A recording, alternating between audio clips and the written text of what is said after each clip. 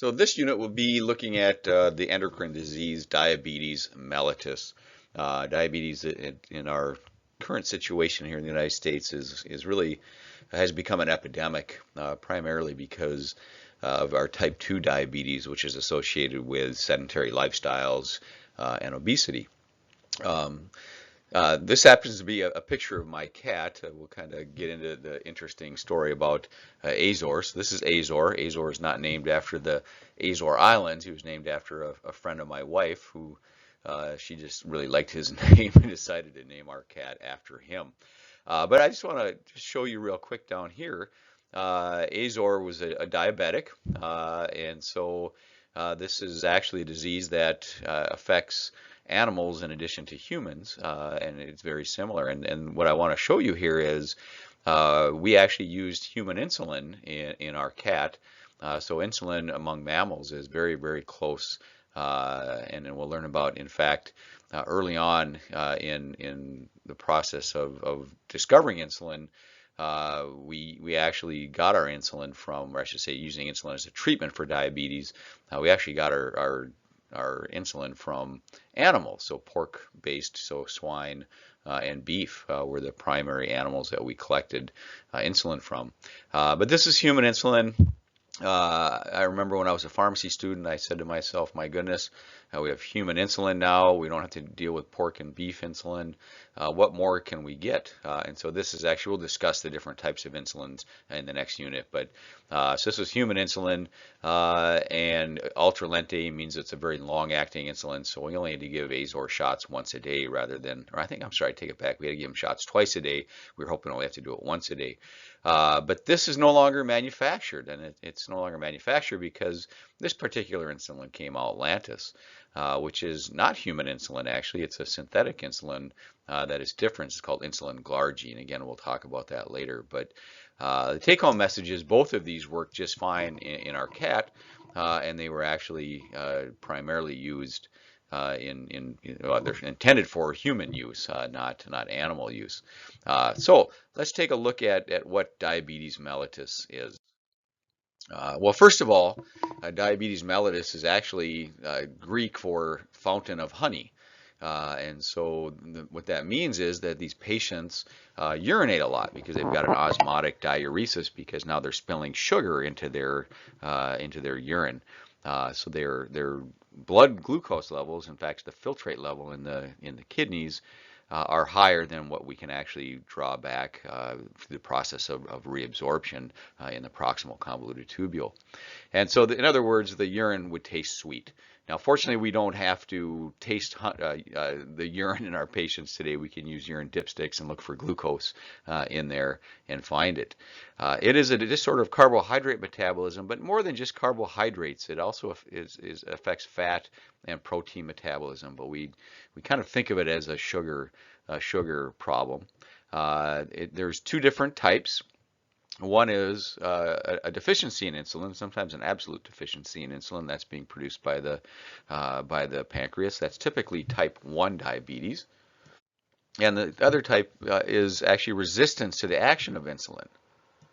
So in those patients, insulin is actually produced, but the effectiveness of that insulin has been lost. This disease, the hallmark of this disease is high blood glucose, so sustained hyperglycemia, and that leads to these signs that we have in these patients: polyuria, polydipsia, polyphagia. They're known as the poly signs, if you would, of diabetes. And polyuria means that we have an increase in urine production. So we have a diuresis. Again, it's an osmotic diuresis secondary to the osmotic power of sugar in the filtrate. Polydipsia is thirst, so drinking frequently. So these patients, because they're urinating a lot, they become dehydrated, which activates the thirst center, which activates our activity of getting up and going and getting a drink of water. And then, since we're losing a significant amount of our calories into our urine, we have polyphagia, so we're hungry.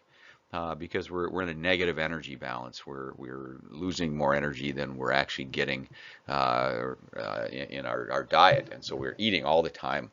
And that leads to weight loss, which is the final one of the final symptoms here. And then ketonuria, we'll see that in patients that are activating or I'm sorry, mobilizing a lot of fat. So now what we've done is we've switched our metabolism from sugar metabolism to fat metabolism, and we've overridden the liver's ability to convert fat to sugar, a process called gluconeogenesis, and so now we shunt it down a different pathway, which is our ketone pathway. So we make things like acetate, or which is acetone, or smells similar to acetone, butyrate, alpha ketoglutarate. There are a whole bunch of different ketones that are made that our cells can use, and actually our brain can use for energy, an energy source, in addition to the sugar that we normally use. So what exactly does insulin do? Well, actually, what hormones affect our blood sugar and our other metabolic processes in the liver primarily, and that is insulin and glucagon. And so both of those hormones are produced up here. Here we have an islet cell up in the pancreas, a picture of that. And over here are the ductular cells. So these would be the acinar cells, the glandular cell, exocrine gland, excuse me. And this is the endocrine gland. The endocrine gland is made up of alpha cells, beta cells. There's actually delta cells as well, which release somatostatin. We won't talk about that here. But again, the beta cells, so these darker stained cells that we see in this particular picture, are beta cells, and that's where we get our insulin from. The alpha cells are where we get our glucagon from, and we can think of these as kind of opposing hormones, much like we had with our sympathetic parasympathetic nervous system. Now we have the insulin glucagon balance that we're dealing with. So now remember that there's tone; it's always turned on. We always have insulin, we always have glucagon, and the preponderance of one. In other words, we have one that uh, is secreted at a higher level than the other, and so the balance, that's what I'm trying to say. The balance of these hormones is what determines what we have.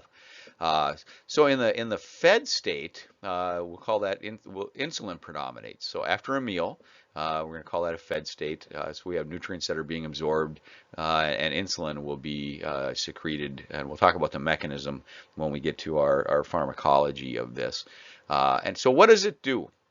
Well, it's got several things that occur in the liver, affecting metabolism of sugars, proteins, and fats. But one of the primary things it does, and what we can think of, is it puts glucose channels into different tissues, and actually specific tissues. That would be our striated muscle, so heart and skeletal muscle, and fat. And so when I put glucose channels, and these are specifically GLUT4 channels, so let me maybe go through the different GLUT channels. So obviously GLUT4 we just described on muscles and fat cells. The GLUT1 channel, well, let me back up. That one's the one that's controlled by insulin. So realize that GLUT4 equals insulin, or insulin equals GLUT4, I should probably say. The other ones are not affected by insulin. So our GLUT1 channel are the channels that are located in our blood-brain barrier, and so that allows sugar to enter into the brain. And again, the brain needs glucose for its metabolism, and it can also use ketones, but primarily glucose is what it uses. It's also located on red blood cells, so glucose can come and go out of red blood cells through GLUT1 channels. GLUT2 channels are bidirectional, so it's kind of nice to memorize GLUT2. And they're located in the liver, so it's a bidirectional, so glucose can either come into the liver and to be stored in the form of starch, or it can be released from the liver after our gluconeogenesis process goes on. It's also located in the kidney. It's located, and this is another one that's located in the beta cells of the pancreatic islets. Okay, so GLUT2, liver, kidney, beta cells, bidirectional channel. And finally, our GLUT3 are the glucose channels that are located on our nerves, so on the neurons. So GLUT4 is going to be put on cardiac and on striated muscle and fat. And it's also going to activate oxidation or glycolysis in cells, and we're gonna be a stimulant for glycogenesis in the liver. Okay, so again, we have metabolic effects in addition to those channel effects. Uh, we also have, and I'm going to mention this one now at this point, we have our glucagon-like peptide. Actually, let me back up and give you a term. These two things here are glucose-dependent insulotropic peptide and glucagon-like peptide. By the way, that's a mouthful. These are called incretins. Let me write that out for you. All right, I either need a better mouse or stop trying to write words out. But there is down below. That's how you spell incretin. So it's Incretin.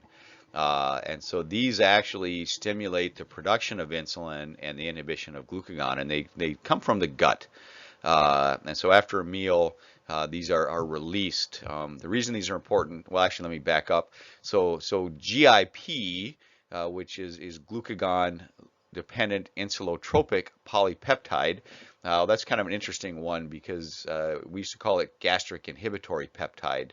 And so this particular hormone had the shorthand GIP, and so the endocrinologist wanted to come up with another name that would stay at GIP, and so they came up with this glucose-dependent insulotropic polypeptide.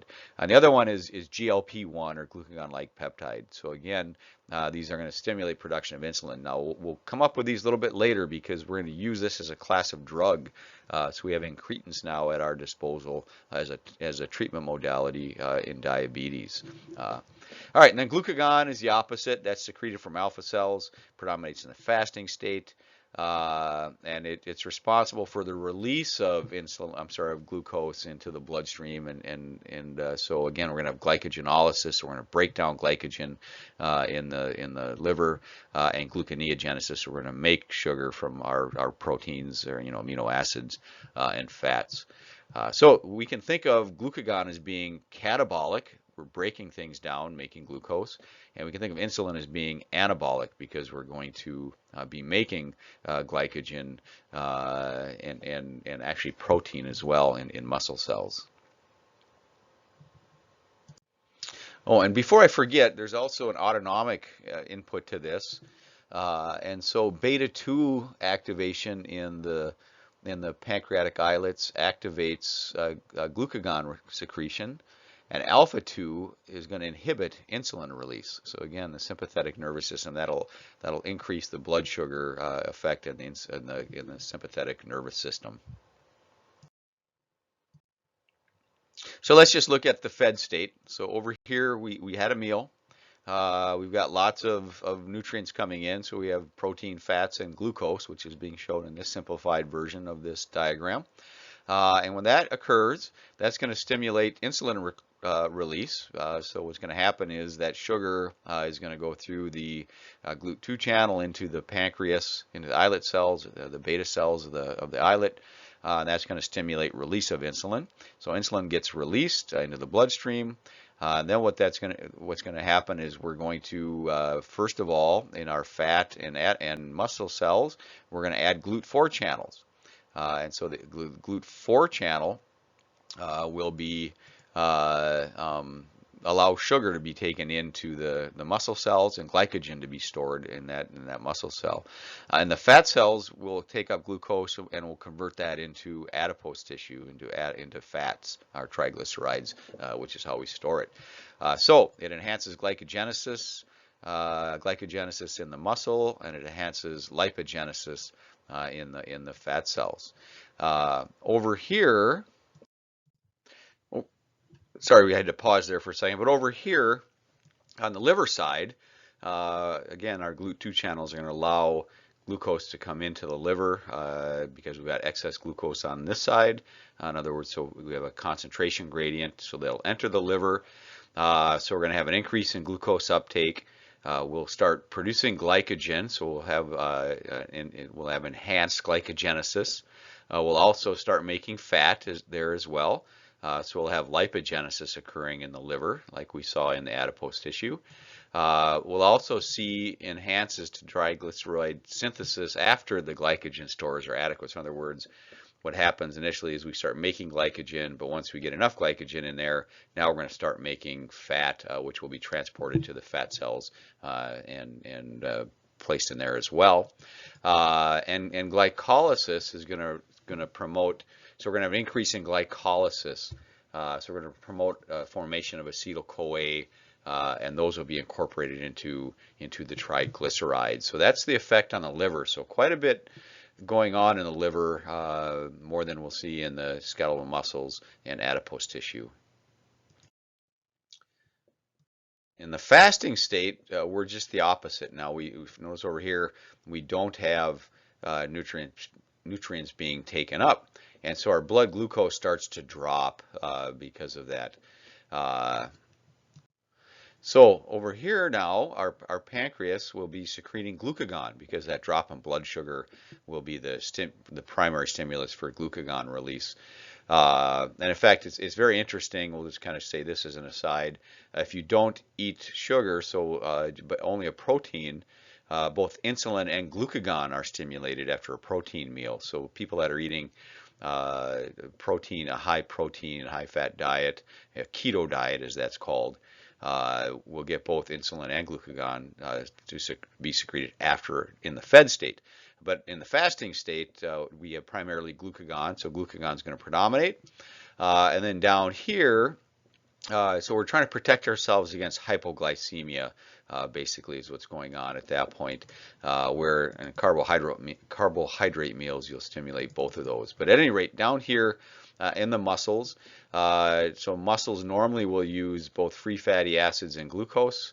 And what's happening is, let's kind of go over here, where glucagon is going to act in the liver, and the liver is going to be starting glycogenolysis and gluconeogenesis, excuse me, from many fats that are in the liver over at that portion. And so we're going to kick glucose, and glucose will be entering into the muscle tissues to be used in muscle contraction. Down here, notice that now we're in the fasting state. And perhaps I should have gone down here to begin with. So that means now we're going to start releasing our free fatty acids. And those can be either taken up by the liver and made into glucose and released, or we can actually use free fatty acids directly in skeletal muscle. In fact, we do store free fat in the skeletal muscle as well for energy uptake. So that's kind of an overview of our fasting state and fed state, again giving us kind of the big picture of what's going on with insulin and glycogen. I'm sorry, insulin and glucagon, excuse me. So let's look at how exercise affects this whole thing. So as we're going to learn, type 2 diabetes can actually be treated with exercise and weight loss. So what's going on with exercise? And unfortunately, I usually get a pretty good laugh out of these standard poodles that are going through a little jazzercise program, evidently, but I don't get that this time around. So what happens while we're exercising? Well, it kind of mimics the fasting state to some extent. So we see insulin our insulin concentration is going to drop, and glucagon is going to rise, but we also have a rise in catecholamines. So we have a sympathetic output. So exercising is really a sympathetic output minus the fear factor, if you would, from a fight or flight response. So when that happens, we see an increase in production of free fatty acids by the liver and glycogenolysis by the liver. Again, we'll be pulling free fatty acids out of the lipid cells as well, the fat cells. And that again will give us that rise in glucose to meet our energy demands. So that's basically what we're looking at. The very same thing that we saw in the previous slide in the fasting state is going on during exercise as well. Muscle tissue.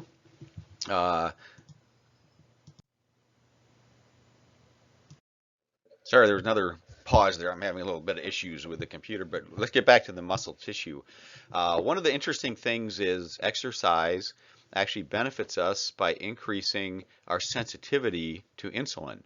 And so in a process that we don't really understand very well, our insulin receptors actually work better if we exercise regularly. So that's what we mean basically by it increases insulin sensitivity. And so it'll help maintain normal blood glucose levels, yet we need less insulin. So again, that's a benefit. So exercise is very, very important. So here's a slide that's, again, very similar to our fasting state. We don't have nutrients coming in the GI tract, so we have a tremendous output here in our muscle tissue energy demand. And so we'll be releasing glucagon into the bloodstream. We'll be pulling free fatty acids out of the adipose tissue. So this is one of the reasons why you'll see that people that are endurance athletes don't really carry a lot of extra fat, because they use their fat in the process of exercising for energy. That fat is going to come up and go into the muscle tissue. It'll also enter into, again, the liver, causing our glycogenolysis and gluconeogenesis. So we'll be producing more glucose and releasing it through our GLUT2 channels to be taken up through the GLUT4 channel in our muscle tissue. So again, notice that we have lots and lots and lots of energy going to our muscles during the exercise. There's one, I think I forgot to show it in the previous slide of fasting. We also have glucose that's just constantly taken up by our neural tissue. So we need a constant blood glucose, because again, this will be taken up strictly based upon a concentration gradient. So when you become hypoglycemic and we get our blood sugar drops, our neural tissue doesn't work very well, because again, that's a high energy demand tissue running those sodium potassium pumps and the like. And so it needs that constant blood glucose that's going on. I should have probably described that in the first few slides as well. Well, how does stress play into this? So if you remember our stress hormones, and by stress we mean things like injury, pain, illnesses, those types of things, that we have our stress hormones that are released, which are the glucocorticoids, primarily cortisol, and the catecholamines, so epinephrine, norepinephrine. And those increase blood sugar. Well, how do they do that? Well, they do it by increasing gluconeogenesis and glycogenolysis in the liver. And so again, we're going to increase our glucose production and release from the liver. It'll also increase glucagon in the pancreas. So again, our beta-2 receptors are going to increase glucagon in the pancreas, and our beta-2 receptors and our alpha-2 receptors are going to inhibit insulin. So again, we have that stress effect that goes into blood sugar, and it'll result in a decrease in utilization. So this is why stress is bad. So without the insulin release, again, we're inhibiting insulin release, we're promoting glucagon release, and therefore our utilization in our cardiac and skeletal muscle is diminished, in addition to our fat cells. And so we tend to we utilize that glucose less effectively, and that'll lead to a hyperglycemia. Catecholamines also increase the production of free fatty acids, and so that also is going to inhibit the glucose uptake in the periphery. So because of those mechanisms that we just talked about, we'll see hyperglycemia in stress. And so stress is very, very detrimental to our body, and that includes emotional stress and the stress that are put on, well, that we're putting on you during some of these classes. But it's something that we need to, again, exercise helps us with the stress, and even some mental emotional things, whether it's praying or meditating or something to that effect, will help with stress and taking away these negative attributes that it has on our body. So let's introduce ourselves to diabetes, and we'll spend the rest of the time just talking about when this whole system kind of breaks down. We have really three different types of diabetes: type 1 diabetes, which is also known as insulin-dependent diabetes. We have type 2 diabetes, which is, again, our insulin-resistant diabetes.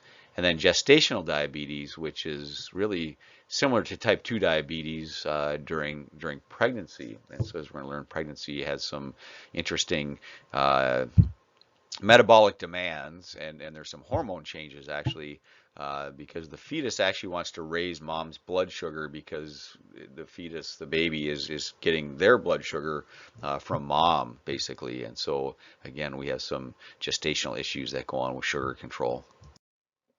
So type 1 diabetes, or insulin dependent diabetes, it's actually an autoimmune disease. And so, or well, most cases, I should say, are autoimmune disease. And so what happens is the beta cells of the pancreatic islets are destroyed, which results in the inability to secrete insulin virtually at all. So you have an absolute absence of insulin in these particular patients.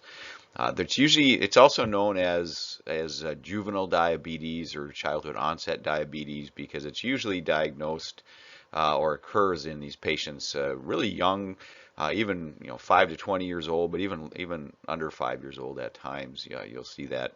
Uh, and so really to treat this disease, well, I should say prevent this disease, we would really have to catch it before these patients become clinical. And so what's happening is these beta cells are being destroyed over a period of time, usually months to years. And by the time that we realize that the child is diabetic, it's too late. So we can't prevent or do anything to mitigate those clinical signs at that point.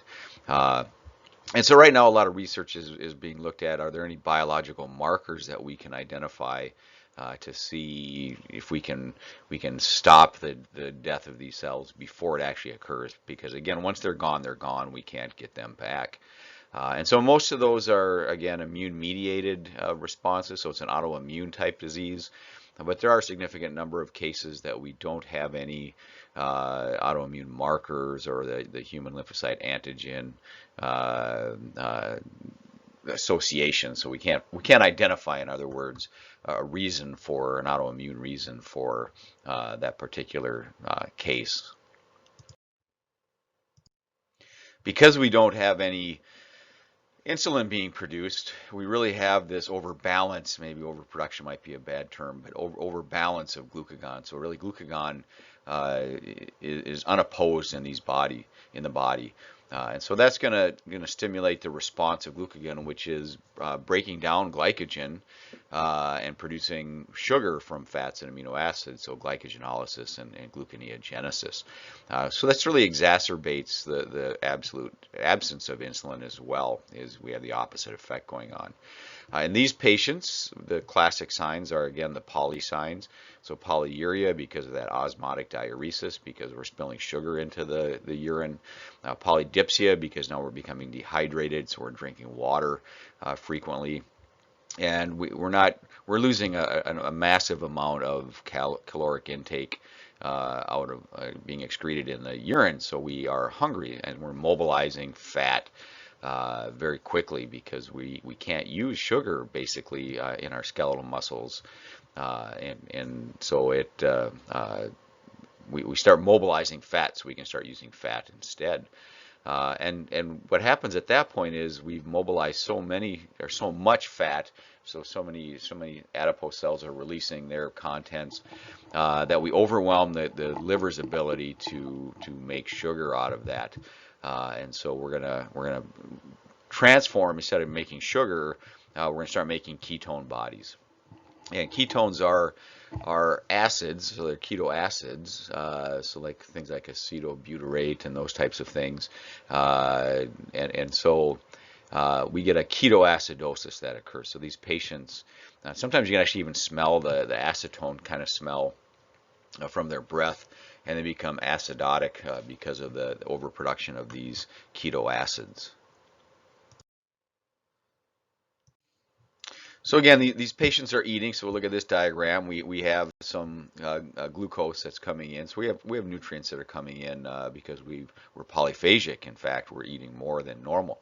Down here, that we have this. Well, let me back up. So we have the lack of insulin. So we have an overbalance of glucagon. So we're going to have glucagon being produced unopposed with insulin, and that is going to actually cause a lot of activity to go on in the liver. But let's focus here first. We're releasing a lot of fatty acids that are going on here, and so they're actually making their way to the liver. And normally this would cycle, and we would end up with uh, uh, um, glucose production, so gluconeogenesis, which we do, but we maximize that. And so what happens is we run out of the enzymes to metabolize that much fat. Fat starts building up in the liver, in fact. We could have, in severe cases, fatty liver or steatosis. But we're going to start making lots of glucose, so gluconeogenesis would be occurring from those free fatty acids. But we overwhelm that. And so even though we're producing lots of glucose by glycogenolysis and gluconeogenesis from those fats, we now start releasing these keto acids, which is Ka in this particular case. So as ketone bodies, will go in and we can actually use those in energy. So if you notice in our skeletal muscles, we don't have glucose going into those anymore. So that's really where we have our greatest effect in the diabetic situation. But we can use free fatty acids, so we train our muscles to use that. We can use keto acids for energy. In fact, some species, for example, ruminants, like cows, that is their primary source is the keto acids that they get from fermentation in the rumen. But at any rate, we can use keto acids there. The other place up here, notice we need glucose. We can't use fat. We can't use amino acids to produce energy up here in the nerves.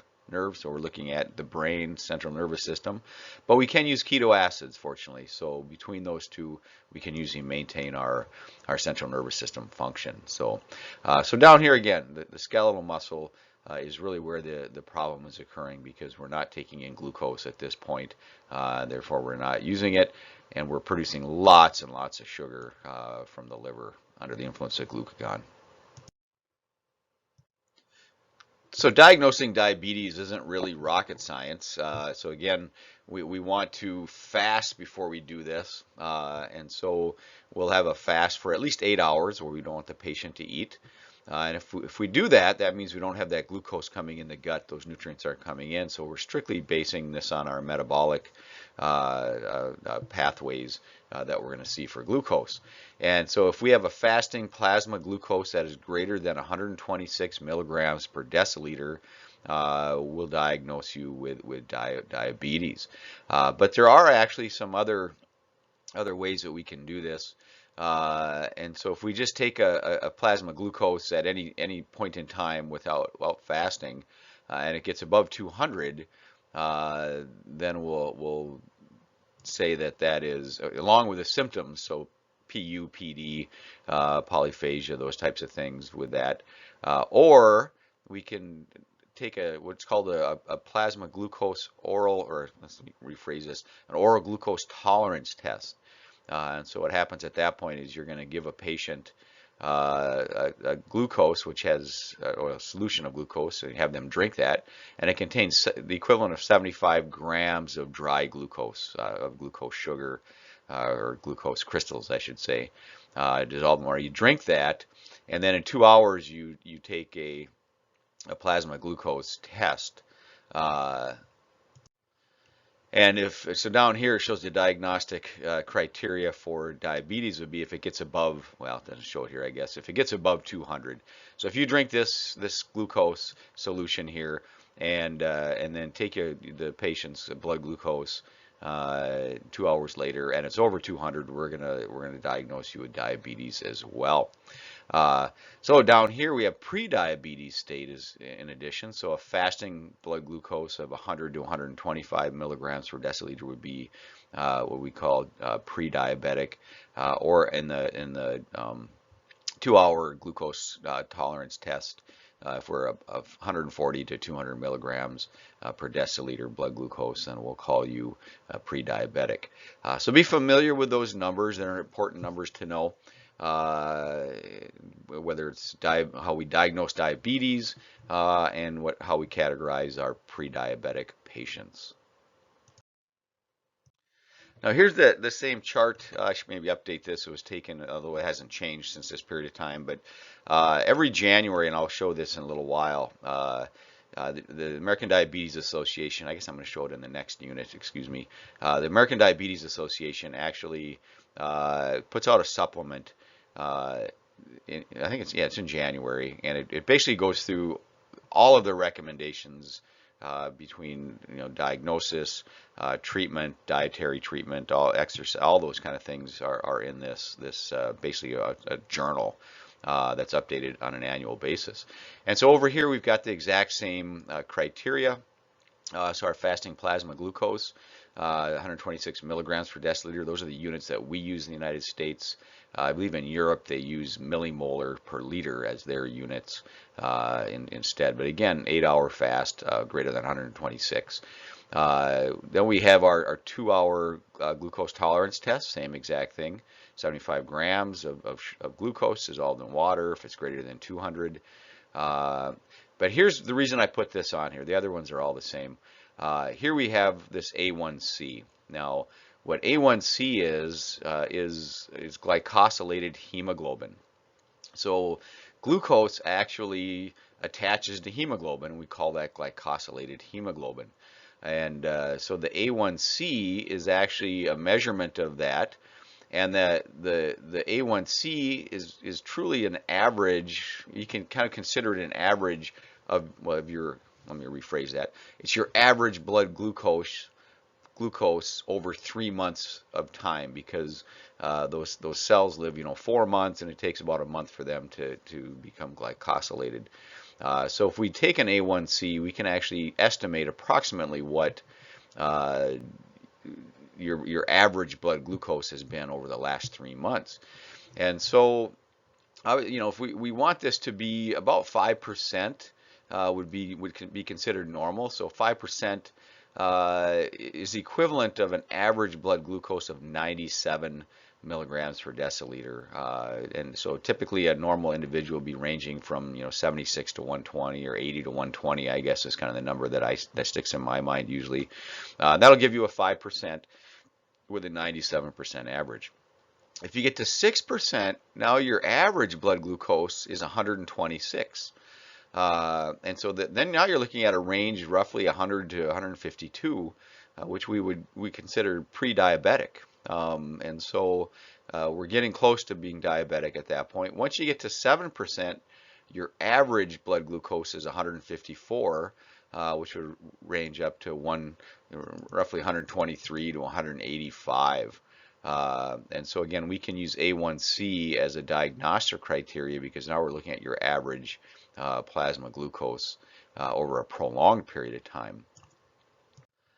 And so I guess one last thing to remember, we have GLUT1 channels that allow glucose to come in. I forgot to say that earlier.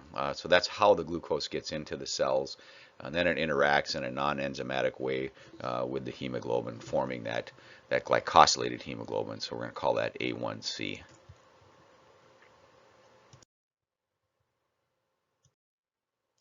Now we'll move on to a much more common form, much more prevalent form, I perhaps should say, in our society. And it's type 2 diabetes mellitus.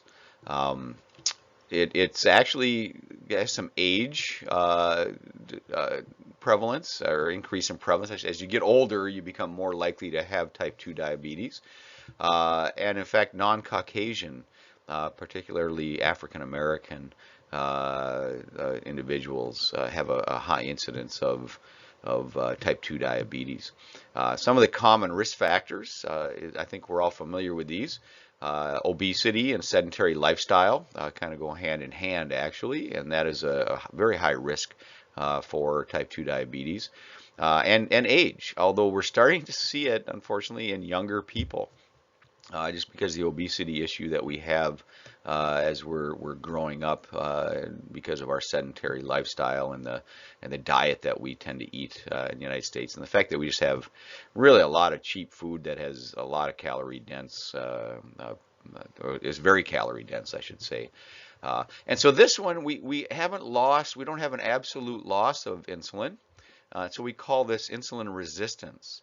There still is some beta cell dysfunction. We're not producing as much insulin a lot of times, but more important is that our insulin receptor is not working properly. And so we actually have what's called a relative lack of insulin. So it's less than normal, and even the stuff that we have is less effective than normal. All right, so here is the similar diagram here, where now we have insulin. So I'm going to put it over here. There we go. We have insulin, so we're going to balance the glucagon's effect to some extent. The problem is we have less insulin that's being produced, and down here in these particular cells, we have less effect that's going on, because remember, this is the primary site for at least glucose, the glucose effects of insulin. So our GLUT4 channels aren't being placed in the muscle as much, nor in the adipose tissue. We're still producing lots of glucose in the liver, because now we're out of balance again. I'll go back here. We're out of balance. We have more glucagon than insulin, and so we're gonna tend to undergo glycogenolysis and gluconeogenesis in the liver, predominantly releasing more blood sugar, elevating our blood sugar above normal. One thing you'll notice in this picture is the lack of the keto acids. So that is another hallmark to this, is we typically don't see ketoacidosis with type 2 diabetes mellitus. So a lot of the signs or symptoms of type 2 diabetes are much more subtle. Uh, so you'll still be spilling some sugar in, but nowhere near the levels that you'd see with type 1 diabetes and an absolute loss of insulin effect. So we'll see a little bit of polyuria, polydipsia, polyphagia, but it's a little more subtle. We won't it's not as remarkable in those particular patients. Again, ketoacidosis is very uncommon. We typically don't see that in type 2 diabetes except in unusual circumstances. Although in really severe cases, we get what's called a hyperglycemic, hyperosmolar, non-ketotic, how do you like that, HHNK, coma, because of severe dehydration. And we'll see this particularly in elderly individuals. Our last form of diabetes is what we call gestational diabetes. This typically occurs during, well, obviously during pregnancy. That's what we call it, gestational diabetes. And it's very similar to type 2 diabetes. In fact, a lot of times women who are pre-diabetic going into pregnancy tip over into this gestational diabetes during the pregnancy period. We don't really understand it fully, but I think we have a pretty good idea that it's obviously due to something with pregnancy, and most likely the presence of placental hormones. So the placenta, actually the extra embryonic membranes might be a better term for that, but we use the term placenta. Which is strictly the attachment site on the uterus of the extraembryonic membranes. But be that as it may, there's several hormones. Human chorionic gonadotropin is one that has been implicated in this. Estrogen would be another one implicated in this. It produces a lot of estrogen, particularly later in pregnancy. But more than likely, there's a hormone called human placental lactogen. It's also known as human chorionic somatomammotropin. It's quite a mouthful there. So with human placental lactogen, what we'll see, one of the effects is I guess what its goal is to get mom's blood sugar up. And so human placental lactogen, I'm just going to call it HPL from here on in. So HPL really decreases maternal insulin sensitivity, which will increase the maternal blood glucose levels, so mother's blood glucose levels will rise. And the reason for this is to get nutrients to the baby, because again, mom is the only source of nutrients for the unborn fetus and baby, and so this hormone lets that rise up to some extent.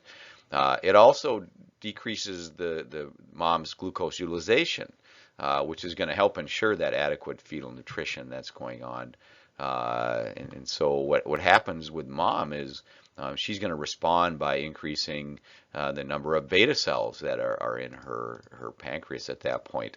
The third effect that we see with HPL is an increase in lipolysis and the release of free fatty acids. And so with fasting and a release of HPL, free fatty acids will become available for the maternal, for baby, I should say, as fuel. And so relatively more glucose can be utilized by the baby. And so it, again, is just a form of I don't know if I want to say robbing, but a mechanism by which mom can give her energy to baby at that point to cross that placental barrier. So that's more than likely that one of the biggest culprits would be human placental lactogen. So at any rate, we know that hormones play a role in this, and really, typically this goes away once the baby's born, and these placental hormones drop down to will disappear in the body. And so usually these moms can be managed through diet, exercise, and monitoring things. And if need be, we can go ahead and use some basal insulin or something to that effect. But we'll talk about treatment in the next unit. So how do we diagnose gestational diabetes in mom? And typically what we'll do is, blood sugar rises in pregnancy. I mean, in even healthy pregnancies, we'll see a rise in blood sugar above what the mom's baseline level is. So we really need 2 or more tests that we're going to use that are going to be above these values that we have. And so the same criteria for fasting glucose, and then we'll use an oral glucose tolerance test in these expecting mothers. And so we'll fast the patient overnight, 8 to 14 hours, so a minimum 8-hour fast. And then here's the 2 different tests. We can use loads 75 or 100. If we use 100, we can go out a little bit further. So with the 75, a fasting, so the pre load would be at 95 milligrams per deciliter should be normal. If we get above that, then we're suspicious. At 1 hour, 2 hour, and 3 hour intervals, we have 180, and then it should drop down to 155 again, and then bounce up to, drop to below 140 within 3 hours. So if we have numbers above that, then we would diagnose that. So again, notice these numbers come from that diabetes care bulletin that comes out the supplement that comes out every January. Looks like this one is dated 2008, but the criteria hasn't changed since that period of time. So that is an overview of diabetes pathophysiology without getting into too many metabolic pathways and enzymes and those types of things. So our next unit will be looking at how we treat this particular disease.